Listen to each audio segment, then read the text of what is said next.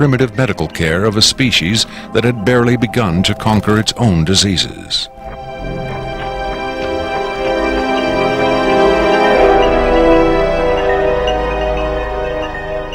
But as we will hear, there are those who claim that to the aliens, death is not a final end to be feared, but a mere transition.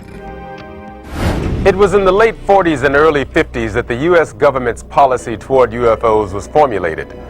Publicly, there was Project Blue Book, which made a great show of gathering data on all the major UFO sightings, finally declaring them all to be hoaxes, mass hysteria, or swamp gas. But secretly, there may have been another policy at work. Over the years, several documents have come to light which seemingly confirm that a clandestine group, Operation majestic12 Group, aka MJ12, was formed by special classified presidential order on September 24, 1947, for the express purpose of gathering information on UFOs and extraterrestrials, while at the same time keeping such information not only from unfriendly powers, but from the American public as well. If indeed Area 51 has become the nation's repository for alien technology and possibly alien visitors, then the extra-constitutional justifications for such secrecy were developed in the MJ12 Group's planning sessions. James B. Forrestal, Secretary of Defense under President Harry Truman, is widely accused of being the mastermind behind the creation of MJ12. Once created, Majestic may have expanded its mandate beyond what Forrestal had intended. Whatever secrets Forrestal may have known concerning flying saucers and alien visitors, that knowledge died with him when in 1949 he mysteriously plunged to his death from a window at Bethesda Naval Hospital. Though he was being treated for depression, many UFO researchers doubt that his death was a suicide, and point to the sinister workings of the possibly mythical MJ12, which in their hypothesis may have been protecting its secrecy from a man who had come to believe the people had a right to know. As late as 1989, according to Bob Lazar, the identification badges at Area 51 read MAJ for Majestic.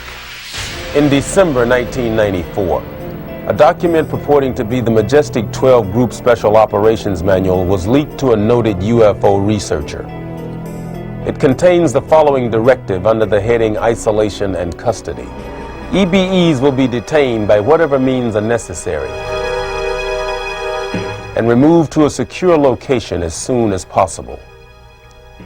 There follows this disturbing amplification.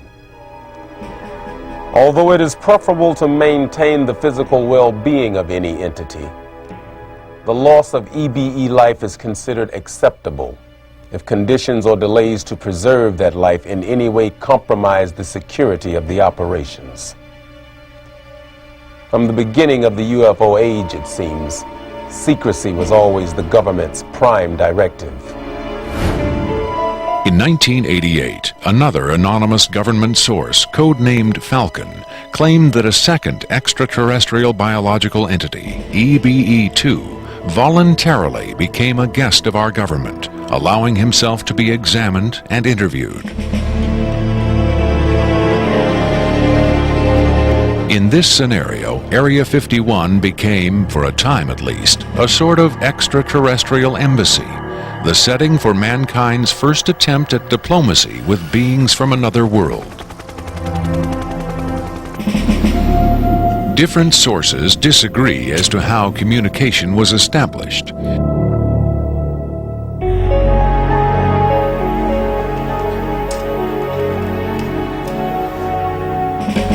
There is universal agreement that the EBEs are incapable or unwilling to speak human language. In addition to the pictographs used by EBE-1, it has been reported by Falcon that in the early 1950s, EBE-2 was fitted with some sort of artificial voice box, allowing him to speak words, and that he learned the English language very rapidly. Other sources doubt this story, however. By our kind, do you mean we Americans? What has been reported most persistently is that the aliens communicate via thought projection, or telepathy. Would have been tortured, made to give up their secrets, instead of questioned in this friendly manner. We cannot be forced to communicate. Has it been tried? Not by us. We speak to who's ever willing to listen. The idea of telepathic communication with alien beings carries with it the same doubts and controversy attached to telepathy itself. Do the practitioners of this ancient art really have the ability to read minds? Or are they crafty charlatans who simply tell the listener what he or she wants to hear? If the cynics are right, then the self-proclaimed telepaths recruited by the government in the 1950s were playing an astoundingly daring hoax by claiming to speak for the mute visitors from the stars. Defenders of telepathy call this notion preposterous and point to the long history of government-funded research into mind reading as proof that their science has merit.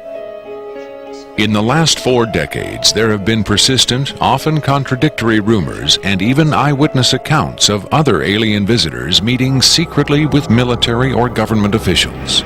But what about today? The Tester Corporation has recently come out with a model kit of Gray, the extraterrestrial life form, and a scale model of the so-called sport model, the UFO Bob Lazar says he studied at Area 51. This UFO kit has quickly become one of the most successful model kits in the history of the company.